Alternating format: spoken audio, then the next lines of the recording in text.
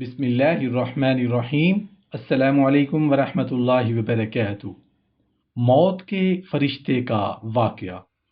ایک مرتبہ اللہ رب العزت نے حضرت اسرائیل علیہ السلام سے دریافت کیا کہ اے اسرائیل، آج تک جن لوگوں کی روح تو نے قبض کی ہے ان میں سے کسی پر تجھے رحم بھی آیا ہے؟ حضرت اسرائیل علیہ السلام نے عرض کیا، اے مولا کریم، میں نے بہت سارے لوگوں کی جانیں قبض کی ہیں، مگر 2 جانیں ایسی ہیں جنہیں قبض کرتے وقت مجھے بڑا صدمہ اور رنج ہوا۔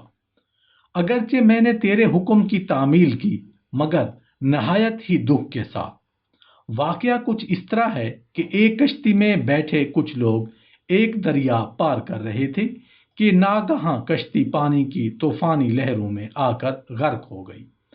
اس کشتی میں ایک عورت بھی اپنے شیرخوار بچے کے ساتھ سفر کر رہی تھی۔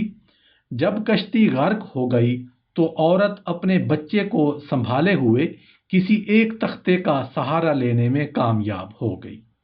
دریا میں پانی کا طوفان زوروں پر تھا اور بیچ دریا کے تختہ پانی کی سطح پر بہہ رہا تھا اور ماں اور بیٹا اس پر سوار پانی کے بہاؤ کی سمت میں بہتے چلے جا رہے تھے۔ اسرائیل علیہ السلام کہتے ہیں کہ اے مولا کریم، اچانک تیرا حکم ہوا کہ ماں کی جان قبض کر لی جائے۔ میں نے ماں کی جان اس تختے پر نکال لی۔ میرے لیے پریشان کن بات یہ تھی کہ ماں مر چکی ہے اور بچہ ایک ٹوٹے ہوئے تختے پر سوار ہے اور تختہ پانی کی لہروں کے رحم و کرم پر ہے، جو کبھی بھی کسی خطرناک لہر کی زد میں آ کر الٹ سکتا ہے۔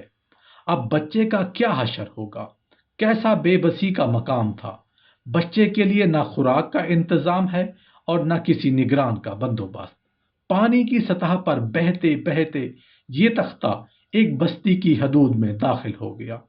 دریا کے کنارے کچھ دھوبی کپڑے دھو رہے تھے۔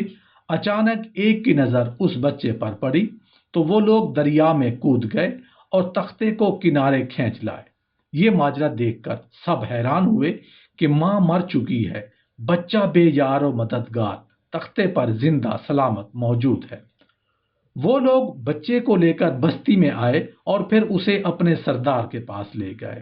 اتفاق سے سردار بے اولاد تھا۔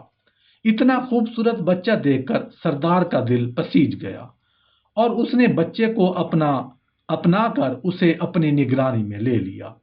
یہ بچہ جب 8-9 سال عمر کا ہو گیا تو ایک دن اپنے ساتھی بچوں کے ساتھ کھیل رہا تھا۔ اتنے میں بادشاہ وقت کی سواری کی آمد کا شور اٹھا۔ بادشاہ کی شان و شوکت سے مروب ہو کر اور اس کے کارندوں کی ڈانٹ ٹپٹ سے بچنے کی خاطر سب لوگ ادھر ادھر بھاگ گئے، مگر یہ بچہ نڈر اور بے باک سڑک پر اکیلا کھڑا رہا۔ ان میں سے ایک سپاہی کو راستے میں سفر کے دوران کہیں سے سرمے کی ایک عجیب و غریب ڈبیا مل گئی۔ اتفاق سے اس سپاہی کی نظر کمزور تھی اور اس کو ایسے سرمے کی بہت زیادہ ضرورت تھی جو آنکھوں میں ڈالنے سے بینائی کو بہتر کر دیتا، لیکن اس نے وہ سرما باحفاظت اپنے پاس رکھ لیا، لیکن آنکھوں میں لگانے سے کہیں اس کی بچی کچی بینائی بھی نہ جاتی رہے۔ اس نے یہ سرما پہلے کسی اور پر آزمانے کا فیصلہ کیا۔ چنانچہ جب یہ خیال اس سپاہی کے ذہن میں آیا تو قریب ہی وہ یتیم بچہ کھڑا تھا۔ سپاہی نے سرمے کی جانچ کرنے کے لیے جوں ہی سلائی بچے کی آنکھوں میں پھیری تو اسے زمین کی تہہ میں موجود چیزیں بھی نظر آنے لگ گئیں۔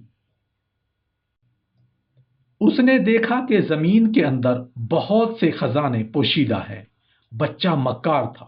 اس نے چیخنا چلانا شروع کر دیا کہ سرما لگانے کی وجہ سے میری آنکھوں میں شدید تکلیف پیدا ہو گئی ہے۔ بچے کی چیخ و پکار سن کر سپاہی نے سرمے کی ڈبیا پھینکی اور چلتا بنا۔ شاہی قافلہ گزر جانے پر بچہ سرما کی ڈبیا اٹھا کر گھر پہنچا اور خوشی خوشی سردار کو سارا واقعہ سنایا۔ سردار بڑا خوش ہوا۔ اس نے کہا کہ ہمارے پاس آدمیوں اور گدھوں کی کمی نہیں، تم سرما لگاؤ، ہم تمہارے ساتھ چلتے ہیں، جہاں کہیں خزانے پاؤ تم ہمیں بتا دینا، ہم نکال لیں گے۔ چنانچہ ایسا ہی ہوا۔ بچے کی نشاندہی پر وہ لوگ کھدائی کر کے خزانے نکالنے لگے اور تھوڑے ہی عرصے میں صاحب ثروت بن گئے۔ بچہ جوان ہوا، اس نے پرپرزے نکالنا شروع کر دیے۔ اس کے پاس دولت کی فراوانی ہو چکی تھی۔ زمین کے تمام پوشیدہ خزانے اس کی نظروں میں تھے۔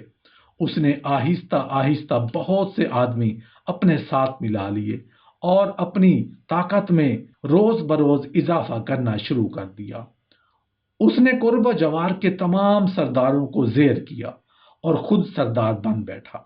دھیرے دھیرے وہ اس قدر مضبوط اور طاقتور ہو گیا کہ اس نے بادشاہ کے ساتھ بھی ٹکر لے لی اور اسے مغلوب کر کے خود بادشاہ بن گیا۔ اس بادشاہ کو شداد اور اس کی قوم کو قوم عاد کے نام سے یاد کیا جاتا ہے۔ قوم عاد موجودہ یمن اور عمان کے علاقے میں کوئی 8,500 سال قبل آباد تھی۔ اللہ تعالیٰ نے اس کو مال و اولاد، سرسبز کھیتوں اور طرح طرح کی نعمتوں سے نواز رکھا تھا، لیکن اپنے بادشاہ کی طرح رعایا بھی اللہ تعالیٰ کی سرکشی میں آ گئی۔ اس کی ہدایت کے لیے حضرت ہود علیہ السلام کو بھیجا گیا، مگر وہ لوگ بغاوت اور سرکشی میں اس قدر آگے نکل چکے تھے کہ انہوں نے راہ ہدایت پر چلنے سے انکار کر دیا۔ حضرت ہود شداد کو اکثر توحید کی دعوت دیتے رہتے تھے۔ ایک دن شداد نے حضرت ہود علیہ السلام سے پوچھا کہ اگر میں آپ کی باتوں پر ایمان لے آؤں تو اللہ مجھے کیا دے گا؟ حضرت ہود علیہ السلام نے فرمایا، اگر تو ایمان لے آئے تو اللہ تجھے جنت عطا کرے گا۔ شداد نے حضرت ہود علیہ السلام سے جنت کے اوصاف بیان کرنے کے لیے کہا۔ شداد جب جنت کا نقشہ اور اس کی نعمتوں کے احوال کے بارے میں سن چکا تو بدبخت کہنے لگا، یہ کون سی بڑی بات ہے؟ ایسی جنت میں بھی بنا سکتا ہوں، مجھے اللہ کی جنت کی ضرورت نہیں۔ بعد ازاں اس نے اپنی سلطنت کی نامی گرامی معمار اکٹھے کیے اور ارم کے مقام پر جنت ارضی کی تعمیر شروع کر دی۔ سب سے پہلے اس نے ایک مضبوط فصیل کی تعمیر کا کام شروع کیا، پھر اس نے اس کے اندر شہد، دودھ اور پانی کی نہریں بھی رواں کر دیں اور دنیا جہاں کے درخت، پودے اور پھول لگوا دیے۔ کہا جاتا ہے کہ قوم عاد بلند ستونوں پر محلات بنانے کی ماہر تھی۔ شداد کی جنت میں یہ فن عروج پر تھا۔ ریت کے ٹیلوں کے درمیان بلند ستون کھڑے کیے گئے اور ان ستونوں پر سونے اور چاندی کی عمارتیں تعمیر کی گئیں۔ شداد نے فیصلہ کیا کہ وہ اپنی اس جنت میں اس وقت قدم رکھے گا جب یہ مکمل طور پر تیار ہو جائے گی۔ پھر وہ وقت آ گیا جب معماروں نے اسے جنت کی تعمیل کی اطلاع دی تو اس میں ایک عالیشان لشکر تیار کیا اور پورے جاہ و جلال کے ساتھ اپنی تیار کردہ جنت کے نظارے کے لیے نکل کھڑا ہوا۔ ادھر حضرت ہود علیہ السلام نے اللہ تعالیٰ سے دعا کی کہ شداد کو اپنی خود ساختہ جنت دیکھنا نصیب نہ ہو۔ اللہ تعالیٰ نے یہ دعا قبول کی اور شداد کو بھی یہ وعید سنائی۔ شداد نے 3 شرائط پوری کرنے کے لیے کہا، اگر میری جان تمہارے خدا کے حکم سے قبض ہو تو مجھے موت اس وقت آئے جب نہ میں اپنی جنت کے اندر ہوں اور نہ باہر۔ مجھے موت اس وقت آئے جب نہ میں زمین پر ہوں اور نہ آسمان پر۔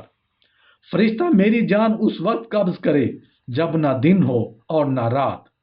شداد جب اپنی تیار کردہ جنت کے پاس پہنچا تو سورج آدھا اندر تھا اور آدھا باہر۔ اب اس کے گھوڑے کے اگلے پاؤں خود ساختہ جنت کے اندر تھے اور پچھلے پاؤں باہر۔ شداد نے اپنی جنت کو دیکھنے کی خوشی میں بے خود ہو کر گھوڑے پر سے چھلانگ لگا دی۔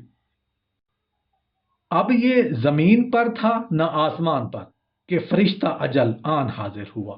شداد کی تینوں باتیں پوری ہو گئیں اور فرشتے نے اس کی جان قبض کر لی۔